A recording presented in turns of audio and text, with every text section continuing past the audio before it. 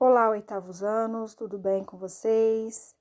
Sou a professora Lindalva e estamos aqui pela nossa segunda semana de língua portuguesa, tá ok? Segunda semana do quarto bimestre, então seria a semana do dia 26 a 30 de outubro.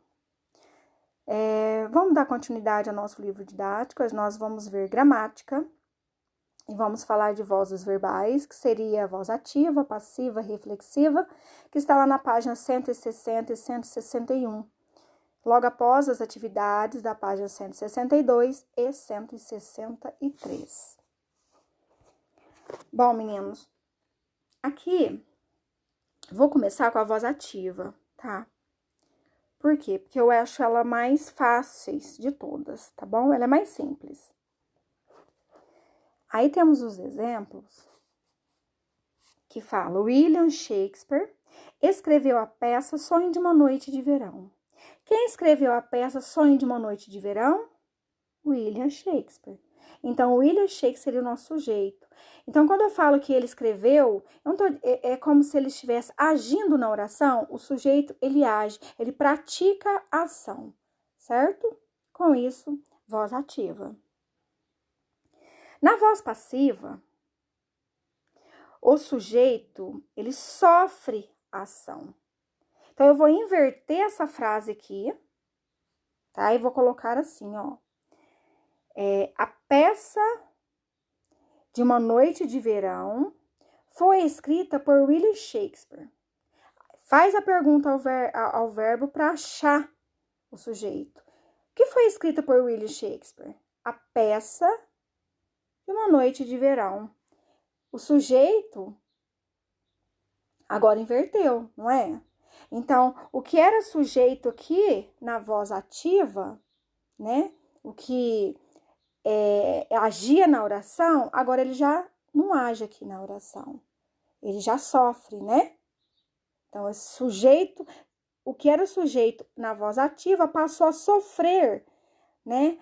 Aqui na oração, tá ok? Então, ele inverteu. O que estava aqui veio para cá, tá bom? Então, ele é bem... Até aqui, ele é bem simples, tá certo?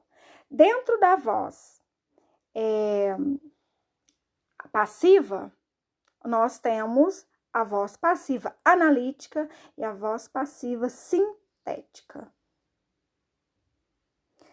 Bom, gente, na voz passiva analítica é formada pelo verbo ser mais o particípio do verbo principal. Exemplo: a peça Sonho de uma Noite de Verão foi escrita por William Shakespeare. Então, notem aí que eu tenho o verbo ser, né? E logo após, eu tenho um verbo principal, tá? Então, foi escrita por William Shakespeare. Então, na voz passiva analítica, ele vem seguido de um verbo ser, né? No caso aí, foi, e um verbo principal, nesse caso aqui, escrita, tá certo?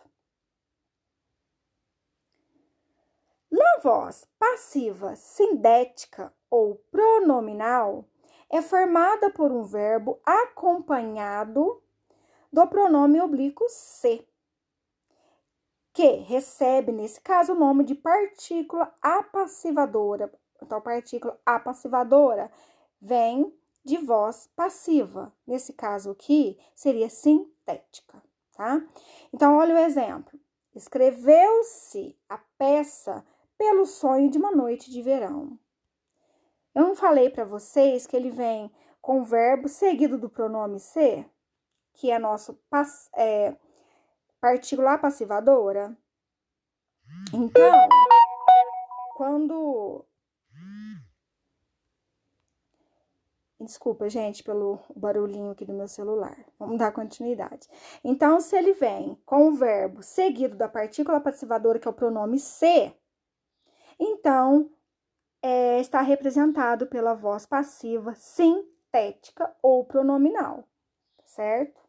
Sintética ou pronominal. Se ele vem seguido de um verbo ser, né?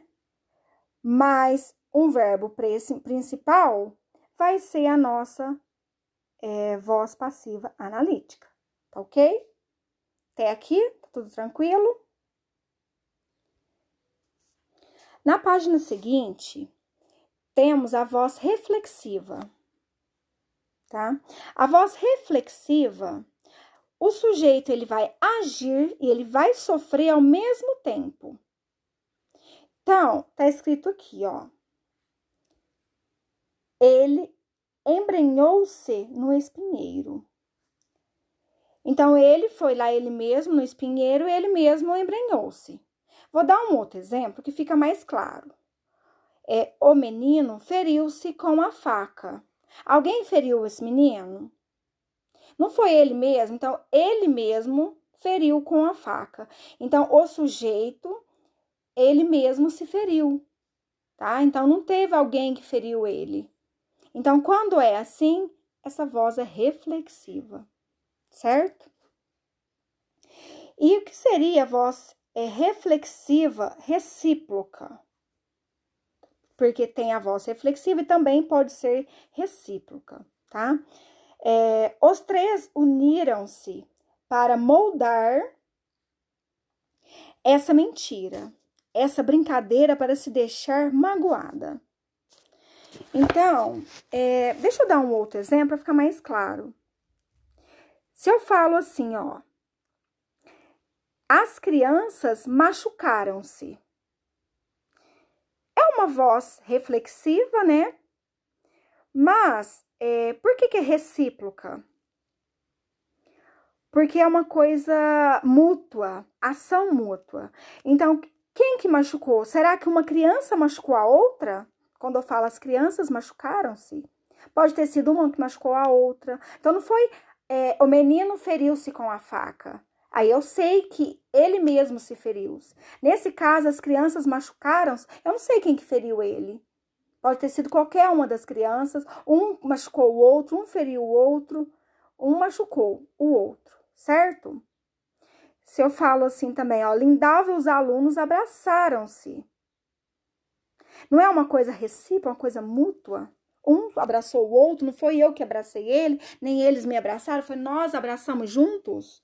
Lindalva e os alunos abraçaram-se, tá? Então, geralmente, quando fala de recíproca, ele sempre está ou no plural ou um sujeito composto, tá? Por isso que eu dei o exemplo, as crianças machucaram-se. Está o quê? No plural, não está? Terceira pessoa do plural. Então, geralmente, quando está se referindo a várias pessoas no plural, seria, então, recíproca. Então, seria voz reflexiva recíproca. Ou também quando ele está um sujeito composto. O que é sujeito composto? Eu falo, Lindalva e os alunos abraçaram-se. Quem abraçaram? Lindalva e os alunos. É mais de um sujeito, né? Tem dois núcleos, Lindalva e os alunos. Então, se é sujeito composto, provavelmente também vai ser uma voz reflexiva recíproca, certo? Então, aprendemos aqui na nossa aula vozes verbais. Vimos voz ativa, que o sujeito é o agente da ação, então ele pratica a ação. A voz passiva, o sujeito é o paciente, né? Então, ele é objeto da ação, ele recebe, né? Ele sofre a ação. A voz reflexiva, que ele é os dois, né? O menino feriu-se com a faca, certo? Bom, gente, aqui, ó. Dentro da voz passiva, nós vimos também que tem dois, que é a analítica e a sintética. A analítica, ele vem do verbo ser, mais o particípio do verbo principal, tá? Olha o verbo ser que eu expliquei para vocês. E a sintética, ele vem com a partícula apassivadora, o pronominho ser, certo? Ai, professora, confuso. Não, a gente põe em prática, fazendo esse exercício, torna tudo mais claro, ok? Na página seguinte, na página 162, vocês vão ler esse texto, Concerto Sinfônico, e logo após vão realizar as atividades do A até a E, certo? Do A até a E. Depois, vocês vão fazer o número 2, tá? Tudo tem a ver com o que nós vimos, tá? Voz ativa, voz passiva, certo? Depois, no 3, releia o texto abaixo. Chama com quantos paus se faz uma canoa. Vocês vão ler para responder aqui do A ao E. Na página seguinte, vozes verbais e efeitos de sentido, vocês vão ler esse trecho de notícia. Esse aqui, tá? E depois, em que voz está o verbo do título de notícia? O título de notícia tem um verbo, né? Que informação você pretendeu destacar? Então, vamos prestar atenção, né? Tá falando da forma verbal. Ai, que forma verbal? São as vozes do verbo que nós vimos agorinha, que a professora explicou, tá certo? O 2, compara os 2 poemas abaixo. Tem 2 poemas, o 1 e o 2. Tá mandando vocês comparar para responder aí a letra A ao D. Logo após, leia abaixo a primeira estrofe do soneto de separação de Vinícius de Moraes, tá? Então, aqui vocês vão ler para estar respondendo em que voz verbal encontra seus versos, né? Se é voz ativa, se é passiva, se é reflexiva. Se for voz passiva, se é analítica, se é sintética, tá ok? Gente, então não é complicado, tá? É só a gente pegar o hábito mesmo. Qualquer dúvida, vocês me procurem. Pode me chamar do PV para estar tirando as dúvidas. E é isso aí, valeu! A nossa aula fica por aqui e até a próxima. Fique com Deus e até mais.